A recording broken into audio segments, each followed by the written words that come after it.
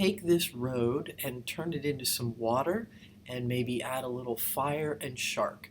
So I'm going to take some, over here on the side, you see I have my photos already pulled, and I'm going to grab this water and I'm going to bring it in, and it's going to show up and it's kind of the wrong size, right? Now I'm already in Transform Tools, see? And I can shrink this down, I could move it, I could turn it sideways, but I want to keep it this way. So I'm going to go to Edit, Transform, and Distort. And Distort's going to let me pull kind of any really which way I want to. And that's going to be really great. I'm just going to fit it on to the picture. And I can click this up here, the check mark up at the top, or I can double click inside the free transform, and I'm going to do that. So double click, there we go. Now over here on my layers, so these are the layers, you can see that here, and this one right here, you can see that this says, it's got a little square here, and it's a smart object, and we need to rasterize this. So you're going to press Control on your keyboard, press Control, hold it, and then click on the layer. See, click on that layer, and it comes up, here we go, Rasterize Layer. Right up here, Rasterize Layer. Click. And now that is gone, and I can make this just what I want. Now, over here, my background layer is locked, and I want to pull the water underneath it. So I'm going to unlock that, and then just simply drag it down in my layers. I want to put a layer mask on this picture. So over here in my layers, I'm going to click on that road picture, and there I've clicked on it, so it's up here. And now right down here, you can see this little bit right here. And sometimes if you hover over it, it'll even say what it is. There it is. So this part right here, I'm going to click on that, and this is adding a layer mask to this picture. So now, if I come over here to my brush tool, and I have black, that's the one I want to use, and I have this layer mask on here, when I simply brush with that, it's going to get rid of the road and let the water show through. However, if you notice, the photo itself is not damaged in any way. It is only the mask on top. But now this is a lot to get, and there's a very skinny part at the end, so there should be an easier way to do this. So I'm going to come up here to my selection tools. So these are the selection tools right here. And when I click on this one, this is Object Selection Tool.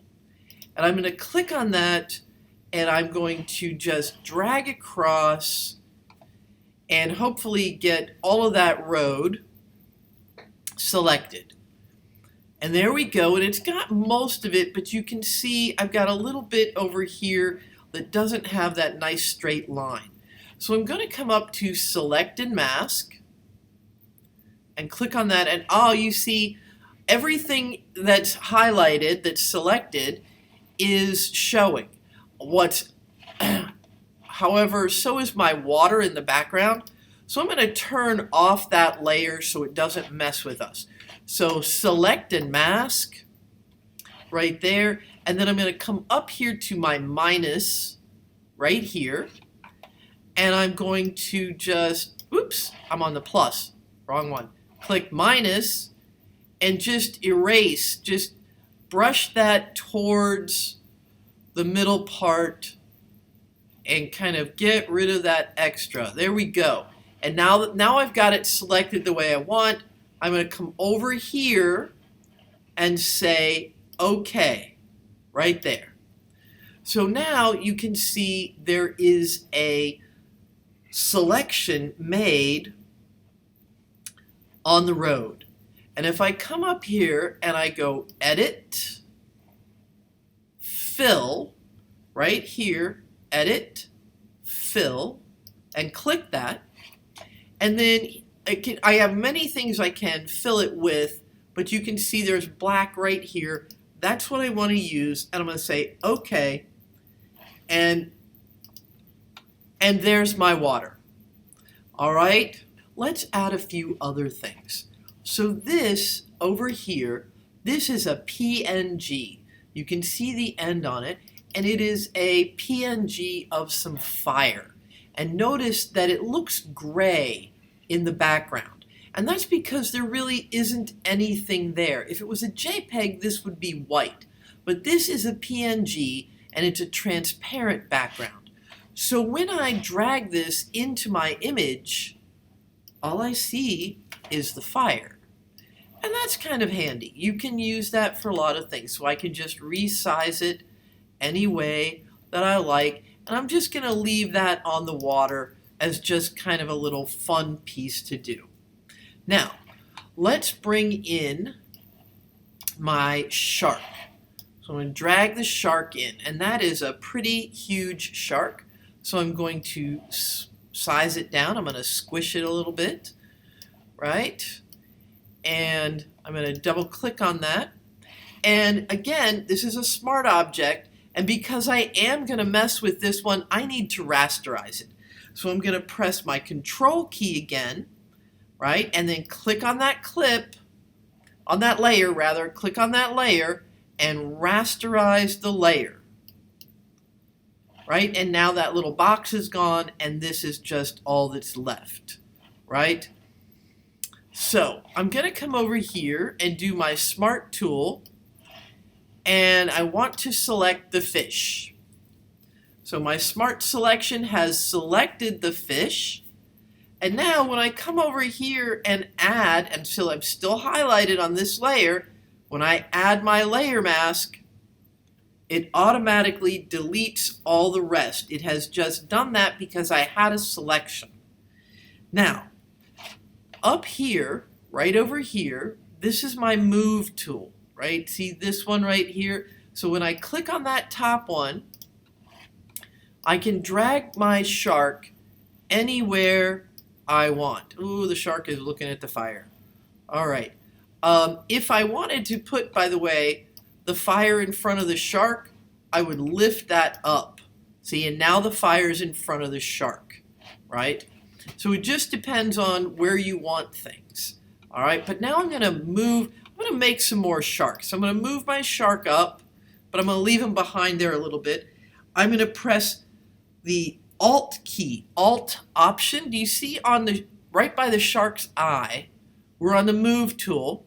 You see a black triangle and a little plus. When I press the Alt key and hold it, it becomes 2 triangles, right? So now when I click and drag, I've just made another shark.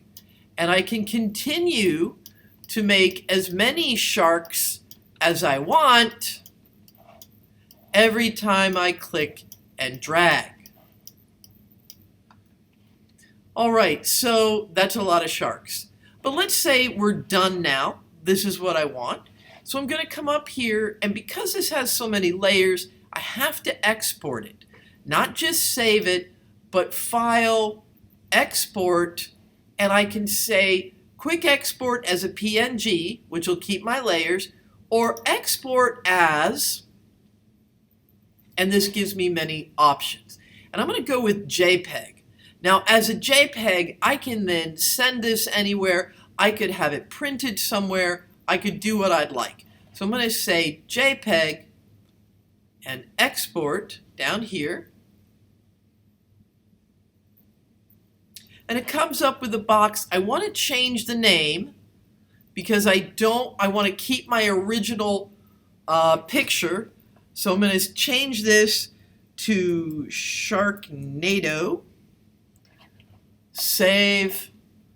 And there it is, Sharknado on my desktop.